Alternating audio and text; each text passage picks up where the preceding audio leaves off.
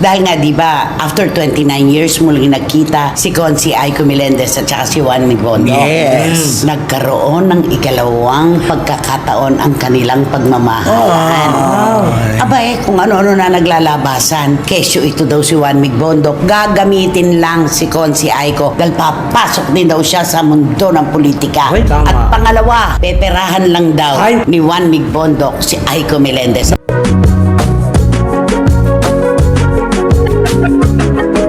Member po siya ng TJIS. Marami nagsasabi nga, bakit nag-artista ka pa? Ano pa ba kulang sobrang sa'yo? yaman yun. May mga negosyo po sila. Nasa linya po ng pagnenegosyo ang pamilya ni Juan Miguel Bondo. Ang totoo po, meron po silang pag-aaring international school. Ayun. Hindi po natin pwedeng questionin ang kung anumang pag-aari at kayamanan ni na Juan Miguel Bondo.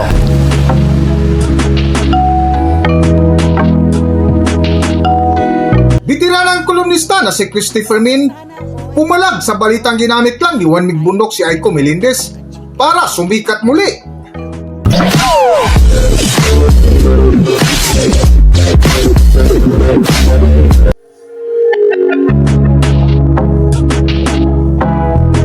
Welcome back to Philippine Celebrity Broadcast.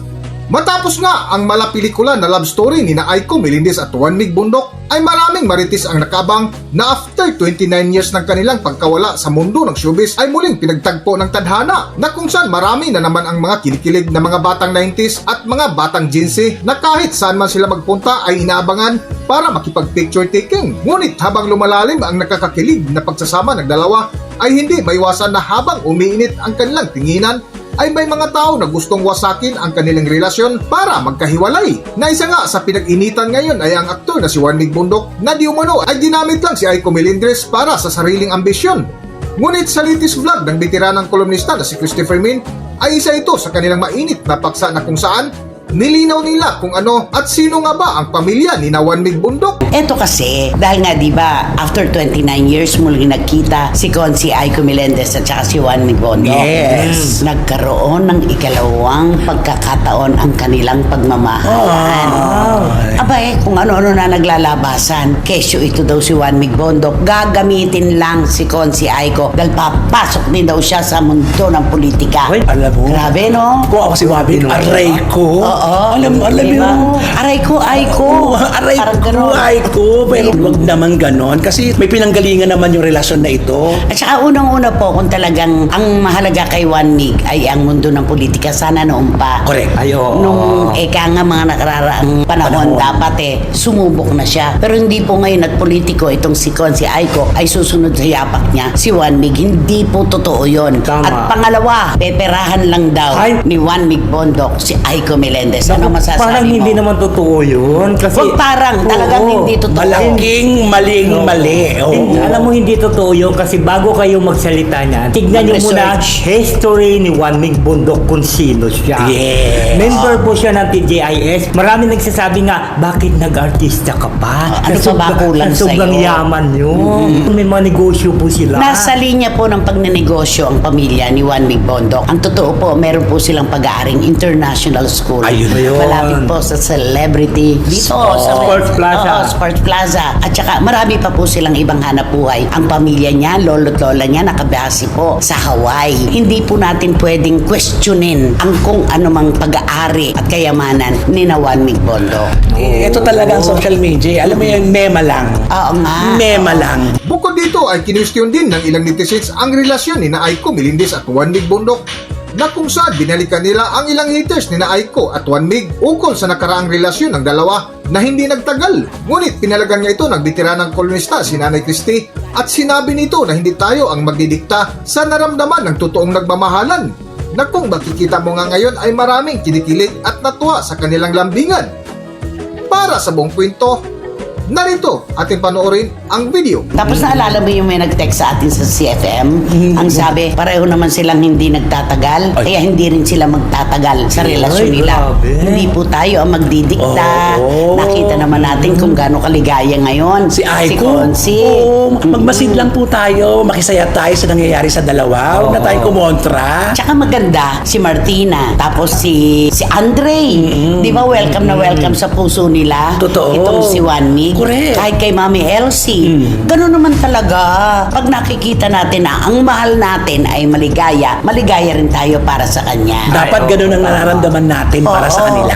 Huwag na po nating dautin. Ayun, the word dautin. Dautin. Oo. Huwag na po natin dautin ang kanilang relasyon. Nakikita po natin ang kanilang pagrerespetuhan, pagmamahalan, at supportive sila sa bawat isa. Yun. Kompleto sa Ricardo. Bakit sa palagay mo masayang-masaya nga ngayon ang buhay ni Consi Aiko? Ay, di syempre, tama ko na sa 29 years, ngayon lang nagkatagpo. Kung sabi nga, Aiko, di ba noong unang ligaw ito si One Week sa kanya? Actually, hindi masyadong natuloy. Oo, dahil hindi siya natuloy. sumipot. Oo. Nung magkita sila uli ngayon, sa kanila, binalikan. Binalikan, oo. Yung Kasi mga bata panahon. pa sila noon. Mas Pero maganda. lagi silang magkasama. Yes, May now. mga kaibigan nga lang din nakasama sa Mga group paglabas date, nila, oo. di ba? Alam mo, itong mga nagsasalita, ito katulad yan, gagamitin na daw si Aiko tungkol sa politika. Pipirahan daw si Aiko dahil daw, siyempre sabihin natin na si Aiko konsyal, di ba? Pipirahan niya. Naku, dapat ang sinabi nyo, Aiko, bagandaan nyo. Kasi baka naman, mayroon na naman ibang mga umaaligid-aligid, di ba? Alam mo natin ang history ni Aiko, di ba? Na mayroong mga Uy, wag mo na siyang idamay. May asawa na siya. May asawa na.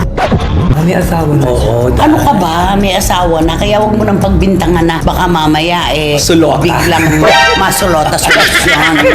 Di ba? Ikaw talaga. Wala na yon. Doon na tayo sa positibo. Masaya siya ngayon. Hindi, tinutukoy niya Oo. kasi yung actress Baka. na tinutukoy niya, di ba lahat ng ex ni Tumikse. Aiko Oo. nagiging kanya.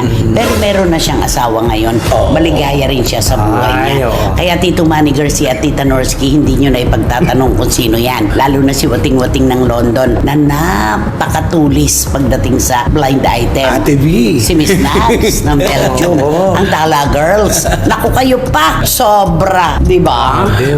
Ang bilis talaga nila magsabi. Pinabasa ko nga kanina kay Romel kung paano si Dimas Ignacio eh. So, kaya mo sila talaga masugid talaga yan. Kaya konting Totoo. ano mo lang. Nakatuto. Kaya alam na kaagad nila.